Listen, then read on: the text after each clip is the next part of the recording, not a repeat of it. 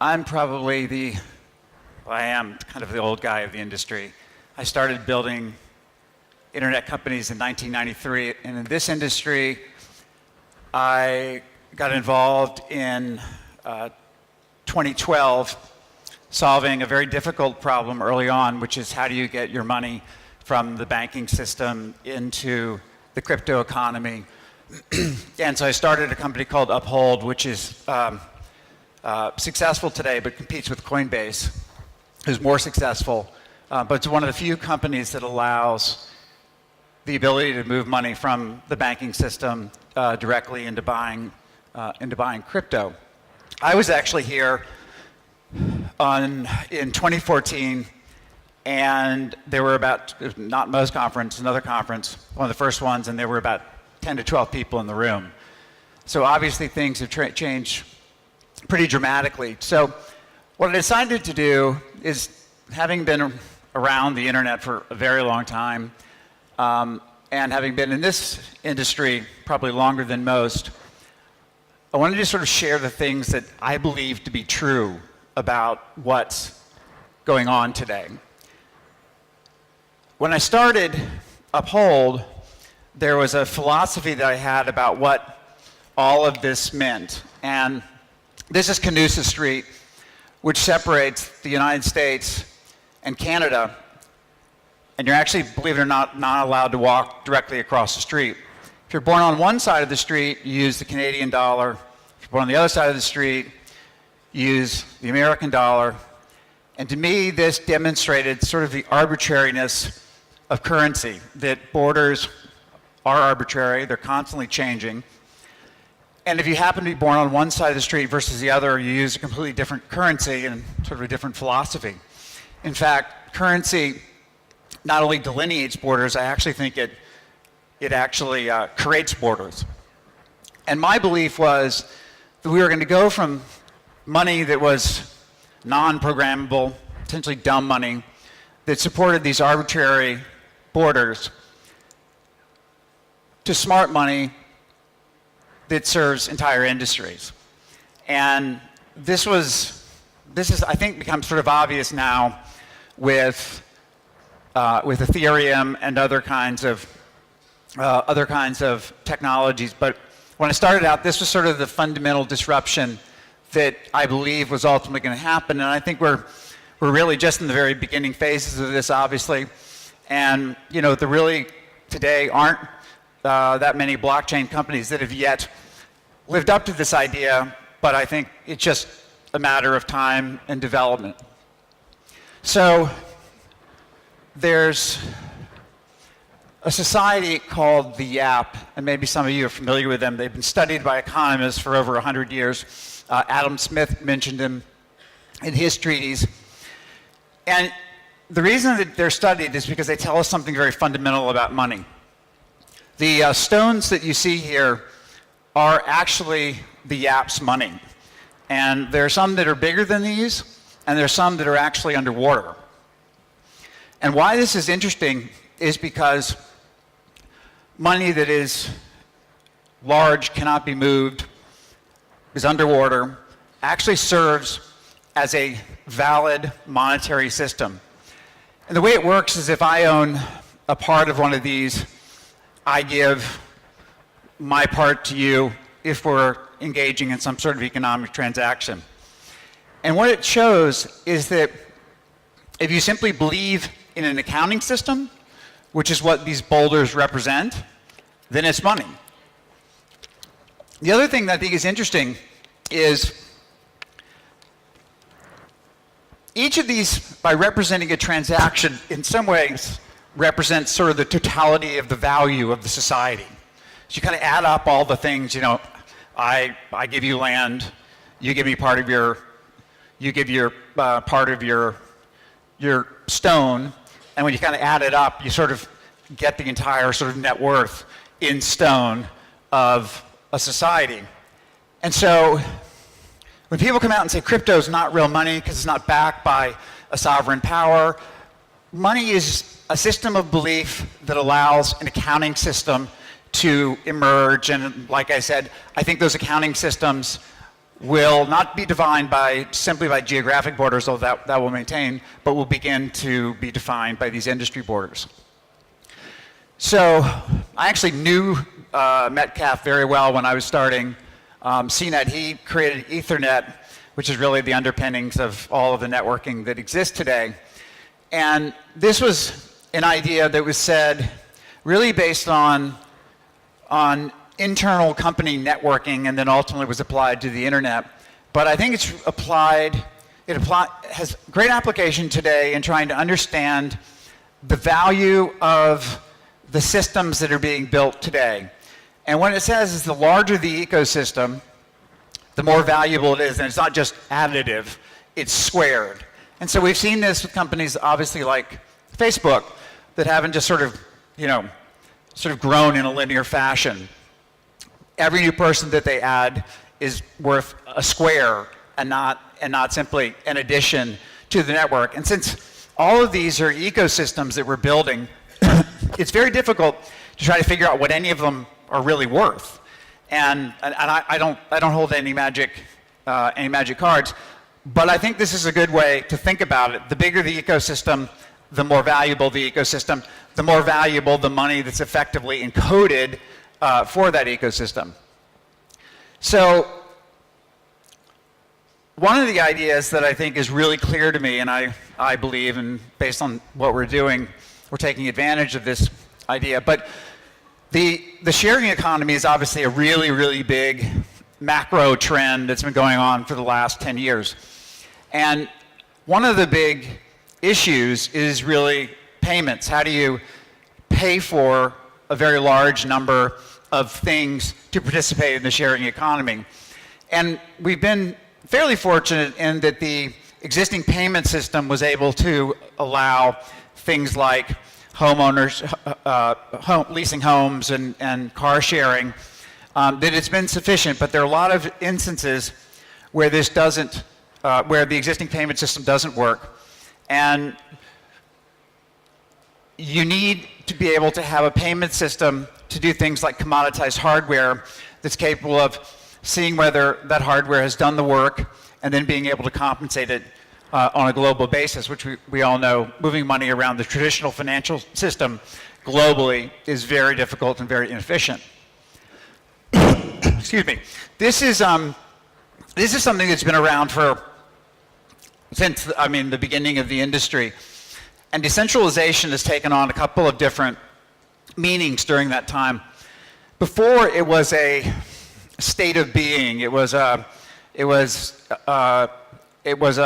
political statement. And I think there are a lot of reasons for that, especially coming out of the disaster that was 2008, 2009, 2010. But it also is increasingly a computing architecture. And I just wanted to point out that really both of these things sort of coexist. In the human body, we have one brain. But what's interesting is every cell that we have has its own power plant, which is kind of interesting because it's a very complex bit of machinery, but it's totally decentralized throughout the body. So I think decentralization is a fundamentally new way for technology to operate, but it won't completely replace all existing systems. So what I found so interesting at a very high level about what's happening today is when I was building CNET, or we were doing Salesforce, or started a search engine that became NBCI, what philosophically I believed I was doing was just cracking open all of these databases and making them available. Yahoo, who was the most valuable company at the time, I think they were worth at their peak about $140 billion. They solved some very simple problems, which is they put weather online. So if I'm flying to Dubai or to New York, I could actually figure out how to dress. This was pretty revolutionary in the mid 90s. But what's fundamentally different is the ability to take information and attach it to value. I can't tell you how many times in the early days of the internet we would both sit down, we would iron out a partnership, I was sending my content to somebody, they were presenting my content, it belonged to me.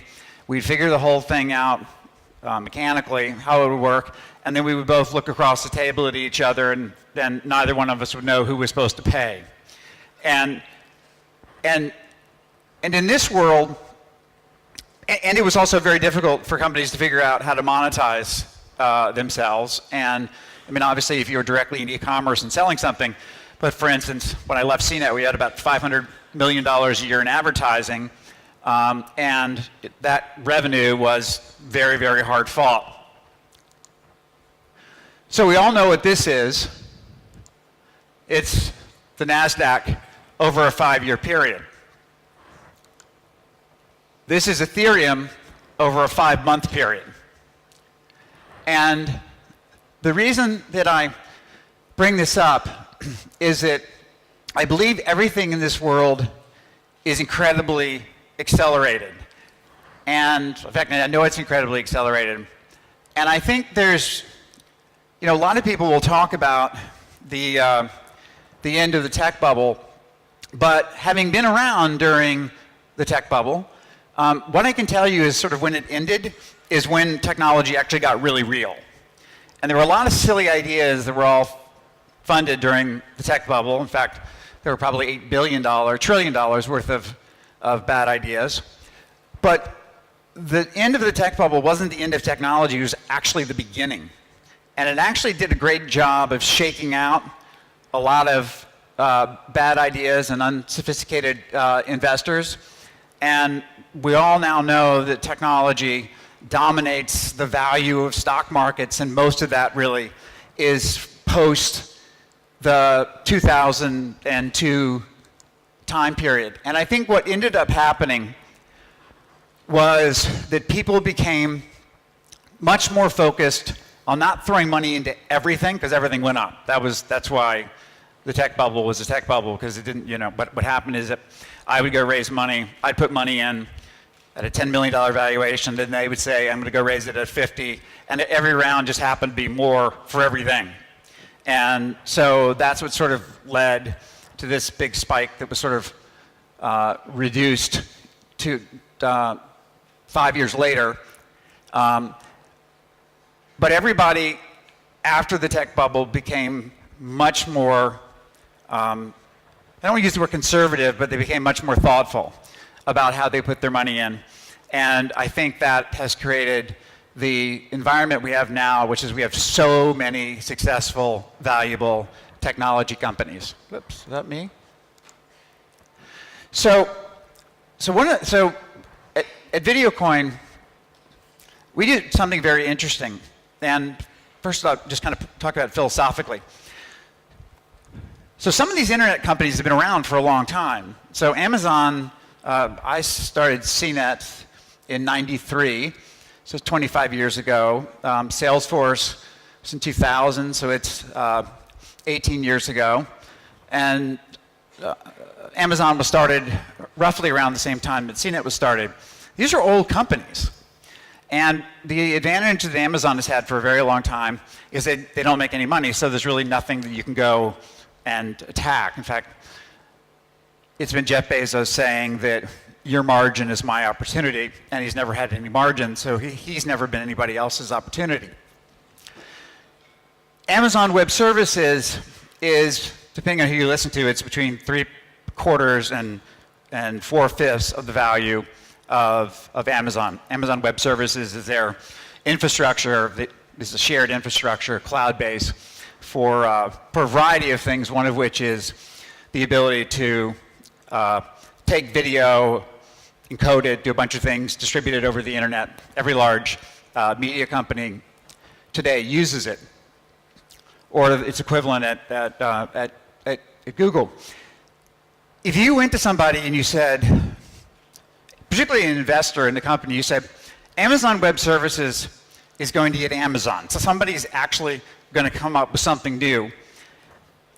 They wouldn't actually believe you. Like, people believe in things today that are sort of immutable, and they don't see what possibly could undermine these existing business models. And for me, as somebody who's always sort of followed the architectures of computing, that lever is, going back to the shared economy, that lever is the blockchain, which makes it very easy to see what computers are capable of, what they've done, and compensate them on a global basis. So you get a highly efficient use of resources like Uber, like Airbnb. What we do is 80% of the internet today is video, and it's growing very, very quickly. The media companies who are today streaming and we're broadcasting are facing rapidly escalating costs. And video itself is an inflection point. So you've got HD and then 4K and then 8K and then VR. So video is going from the thing we watch to our reality. So all of these companies are spending more, but if you have an app for your favorite cable channel, you know you're probably not paying for it. So the expenses are going up, but the revenue is not there to match it, and the money is being paid to either Amazon or Google, who are their direct competitors. So we put together a team of people who have founded and co-founded about $110 billion in market cap. We have an incredible set of investors and others who are providing initial data centers around the globe to us, and we have focused solely on raising, on selling tokens to the most sophisticated funds around the globe. We still have a small additional amount in our $50 million raise, which if anyone's interested, they can talk to Kellum Ames, who's here with VideoCoin. So anyway, I appreciate the time that you've given me today, and I hope something resonates from the information and point of view that I presented. Thank you.